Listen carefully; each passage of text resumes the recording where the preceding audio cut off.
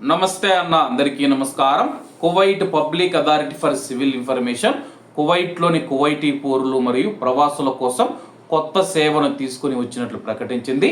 Kuwait public authority for civil information Kuwait mobile ID app ద్వారా electronic signature electronic సంతకం ఏదైతే ఉందో ఈ సిగ్నేచర్ సులభంగా యాక్టివేషన్ చేసుకుని కొత్త సేవను ప్రారంభించినట్లు ప్రకటించింది.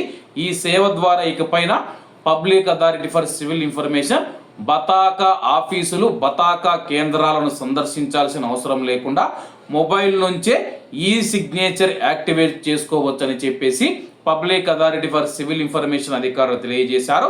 అలాగే మనము ఈ యొక్క ఈ సిగ్నేచర్ను యాక్టివేట్ చేసుకోవాలంటే ఎటువంటి డాక్యుమెంట్లు అవసరమని చెప్పేసి అధికారులు ఆ విషయాన్ని కూడా తెలియజేశారు. చెల్లుబాటు అయ్యే కువైట్ యొక్క సివిల్ ఐడి అంటే బతాకా అయితే ఉండాలి.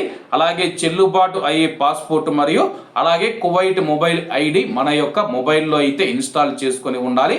ప్రస్తుతం ఈ సేవను తొలి దశలో కువైటీ పౌరులకు మాత్రమే అందుబాటులోకి తీసుకొని వచ్చారు. రాబోయే రోజుల్లో ఇతర వర్గాలకు కూడా ఈ సేవను విస్తరించనున్నట్లు Public authority for civil Information వెల్లడించింది.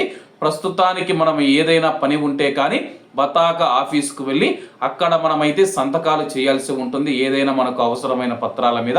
ఇకపైన అలా అవసరం లేకుండా మీరు ఒక్కసారి కువైట్ మొబైల్ ఐడిలో మీ యొక్క ఈ సిగ్నేచర్ ఏదైతే ఉందో ఆన్లైన్ ద్వారా చేసే సిగ్నేచర్ ఏదైతే ఉందో దాన్ని యాక్టివేట్ చేసుకుంటే కానీ మీకు రాబోయే రోజుల్లో ఏదైనా సరే కానీ మీ సంతకాలు అవసరమైతే మీరు మీ యొక్క కువైట్ మొబైల్ ఐడి ద్వారా ఆన్లైన్లోనే మీరు సంతకాలు చేయవచ్చని చెప్పేసి దీని ప్రస్తుతం కువైటీ పౌరులకు మాత్రమే అందుబాటులోకి తీసుకుని వచ్చారు.